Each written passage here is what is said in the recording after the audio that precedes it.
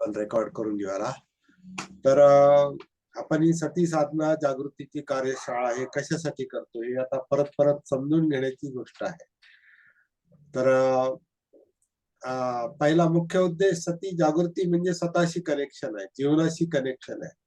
जे आपण जीवनाच्या बाबतीत गाफील असतो.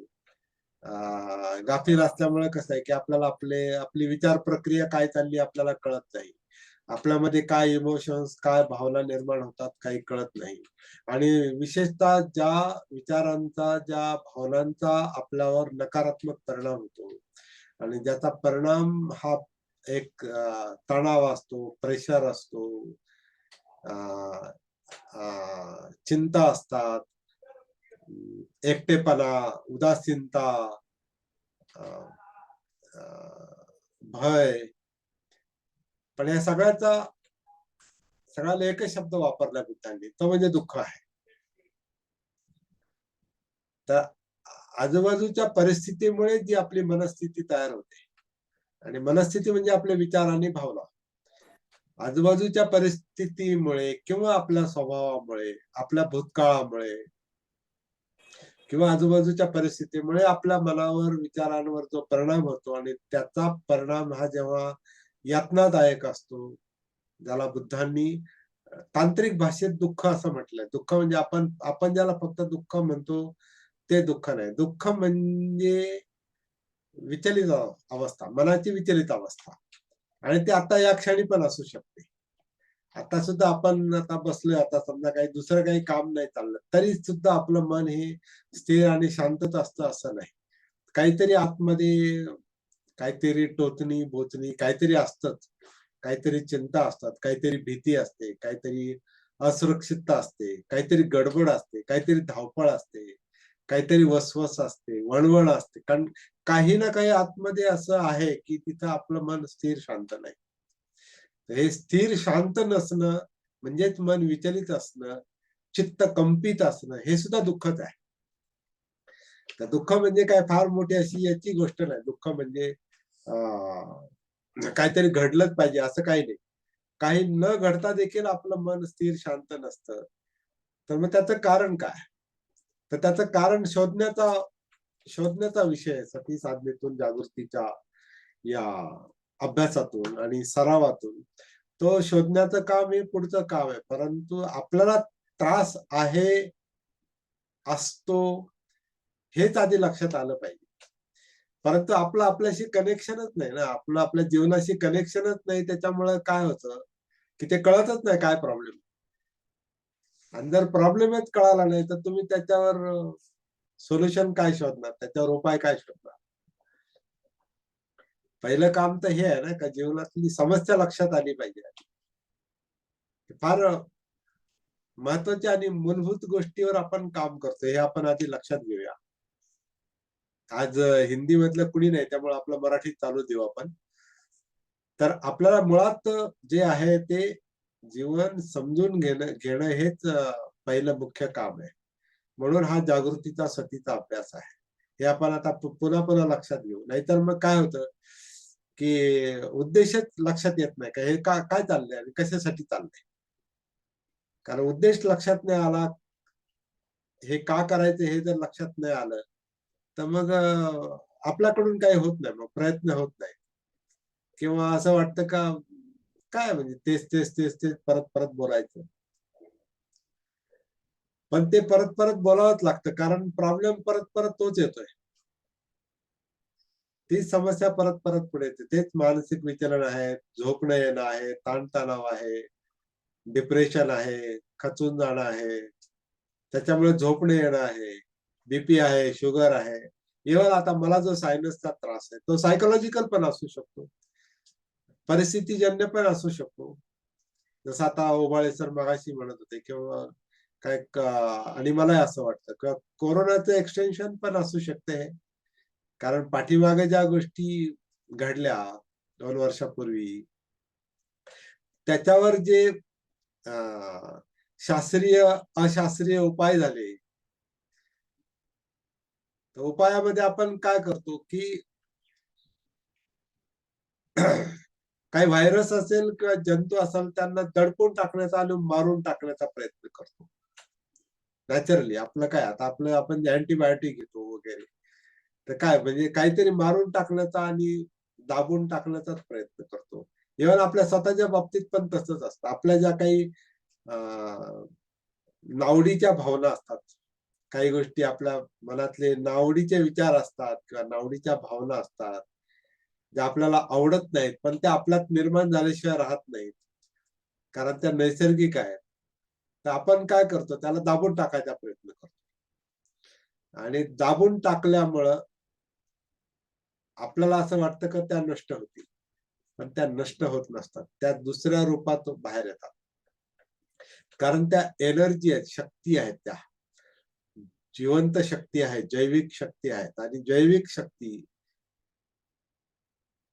कोणतीही शक्ती ही मरत कधीच नाही. ती दुसऱ्या रूपात सक्रिय होते. ट्रान्सफॉर्म होते कधी-कधी.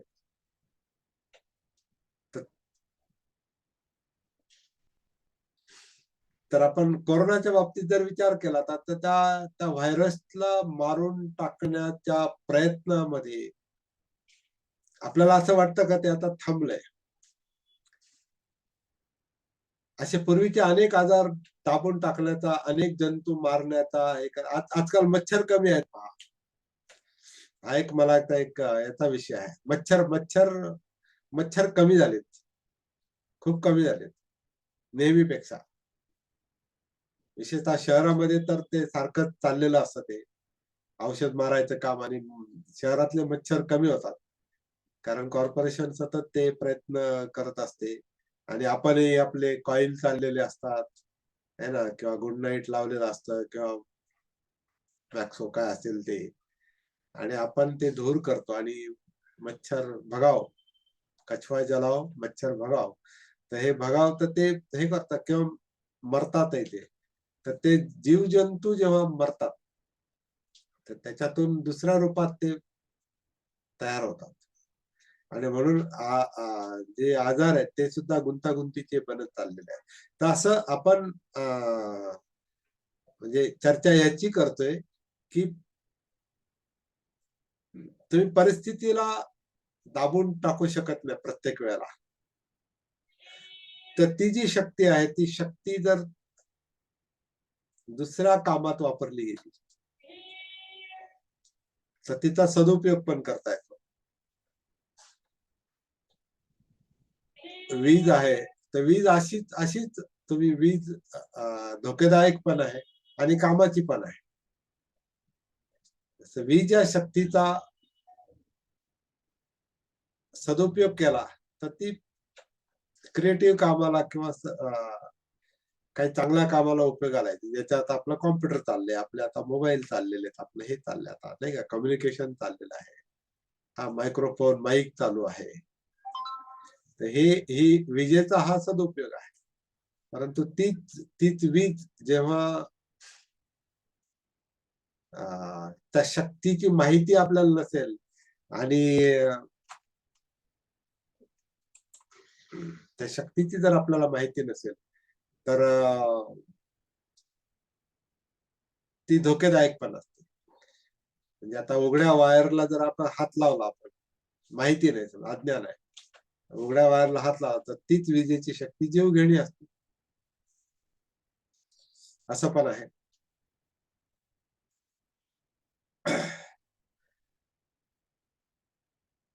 आपल्या मानसिक शक्तीचा काय? आता आपण असा असा विचार करू. आपल्या मानसिक शक्तीचं काय? तर मानसिक शक्ती सुद्धा जी यातना देणारी असते, दुःख देणारी असते,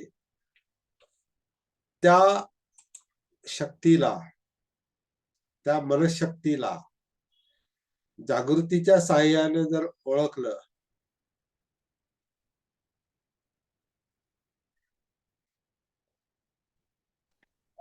त्याच्यातले प्रॉब्लेम जर आपल्या लक्षात आले, विशेषतः कसं असतं, की आता समजा अ, मनातले 5 पॉइझन्स म्हटलेले आहेत.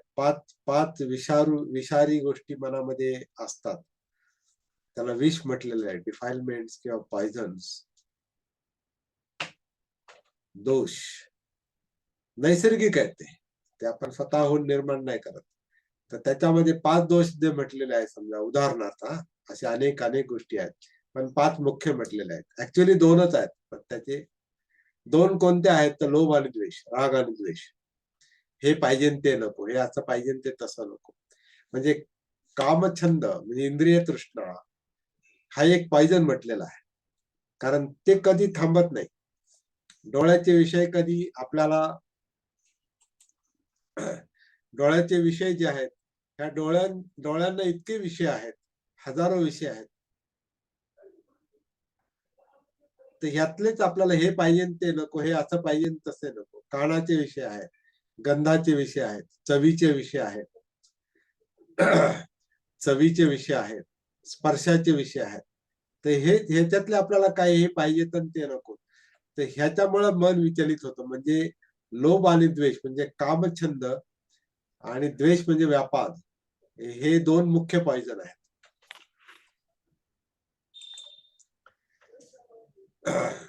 अभी आगरा से भारती जी ज्वाइन हो गए तो थोड़ा हिंदी में बात करेंगे। तो मुख्य जो पॉइजन है वो 2 तरह के हैं। वो लोभ और द्वेष है या राग और द्वेष है। तो चाहिए और नहीं चाहिए, इनमें मन में तनाव रहता है। लेकिन और 3 पॉइजन भी बताए हैं और वो पॉइजन है, वो इन्हीं का ही परिणाम है वैसे कि जब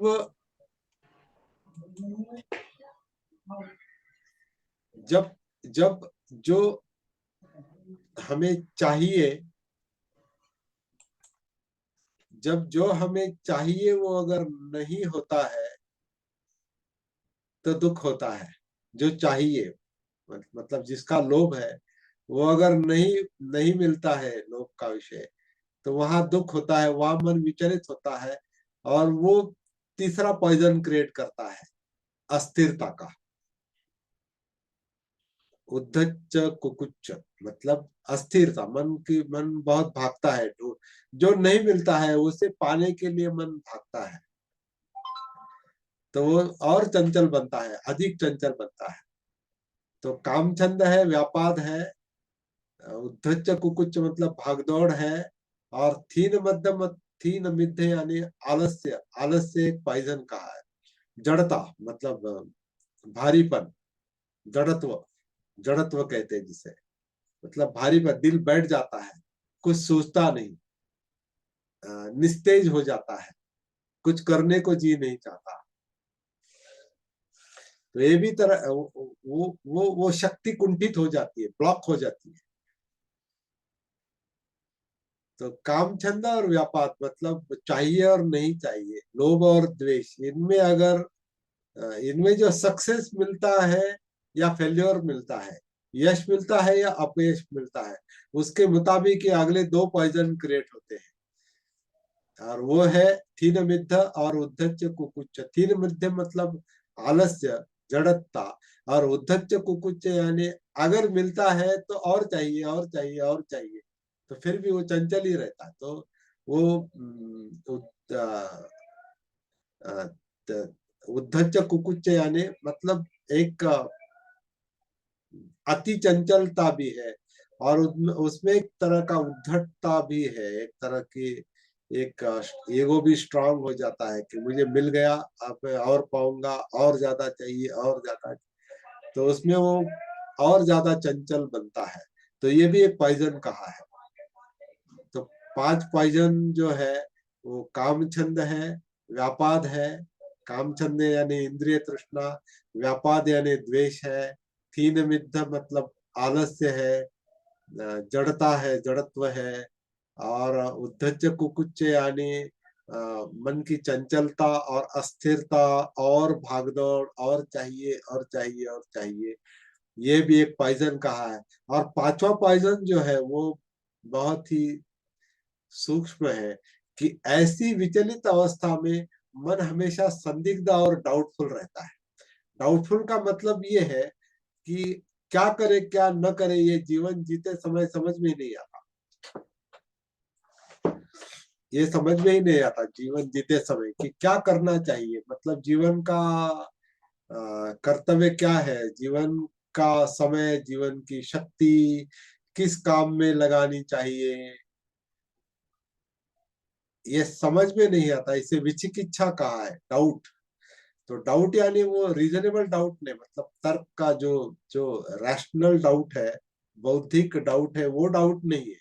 ये डाउट यानी अनिश्चितता की अवस्था है, मन की अनिश्चितता है, समझ में नहीं आता क्या निर्णय ले, क्या सोचे, क्या आवश्यक है, क्या अनावश्यक है, ये समझ में नहीं आना,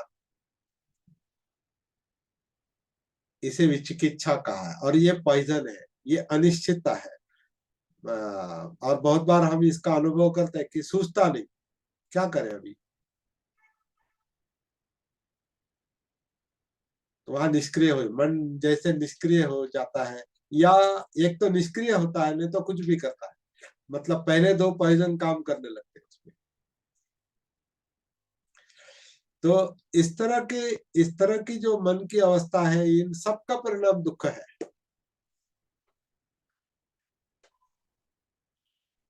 लेकिन ये सब क्या चल रहा है हमारे अंदर,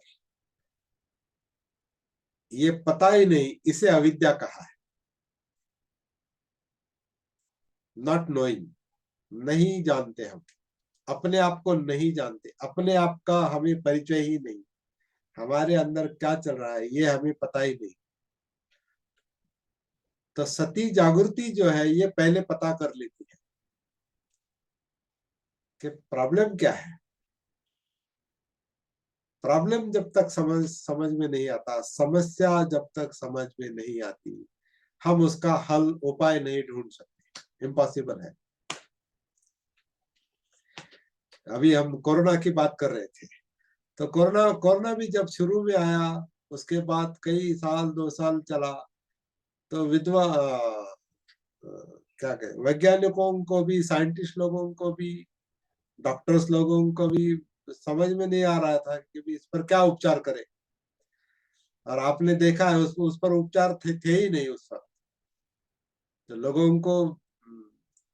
लोगों को एडमिट होना है, और वहां आपको कोई एंटीबायोटिक कुछ नहीं दी जाती, केवल पैरासिटामोल, बुखार की गोली, या आपको क्या कहते हैं वो काढ़ा काढ़ा देते थे, मतलब प्रतिकार शक्ति निर्माण होने के लिए। और एंटीबायोटिक तो नहीं देते थे, लेकिन विटामिन की गोली ऐसा कुछ देते थे। हमारा सेशन 1 मिनट में खत्म हो जाएगा, क्योंकि मेरे ख्याल से इसका इसका मेंबरशिप अभी खत्म हुआ है, मेंबरशिप भरनी पड़ेगी इसकी। तो अभी 1 मिनट में खत्म हो जाएगा, और हम फिर से ज्वाइन हो जाएंगे जब ये बंद होगा तो। हाँ। तो जो प्रॉब्लम है हमारे जीवन के, वो प्रॉब्लम पहले समझ में आने चाहिए, समझ में आने के बाद उस पर उपाय हो सकता है। और इसलिए सती साधना है, इसलिए जागृति की साधना है। और ये हम पहले समझ लेंगे, ये सबका मकसद क्या है, ये मकसद समझ लेना, ये पहला काम है, इसलिए हमारा ये काम चल रहा है अभी।